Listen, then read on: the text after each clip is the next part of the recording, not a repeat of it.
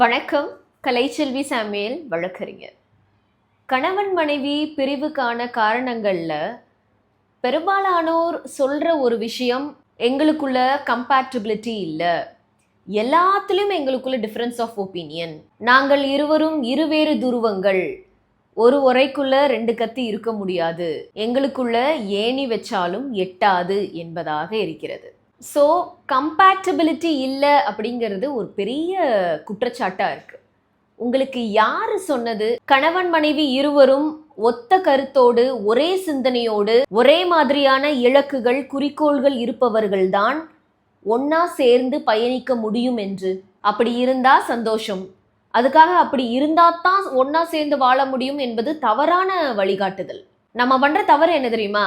இந்த திருமணம் பேசும்போதே உனக்கு இளையராஜா மியூசிக் பிடிக்குமா? எனக்கும் இளையராஜா மியூசிக் பிடிக்கும். உனக்கு ஜெயகாந்தன் புத்தகங்கள் பிடிக்குமா? எனக்கும் ஜெயகாந்தன் புத்தகங்கள் பிடிக்கும். உனக்கு அஜித் பிடிக்குமா? எனக்கும் அஜித் பிடிக்கும். ஆஹா, we both have same interest.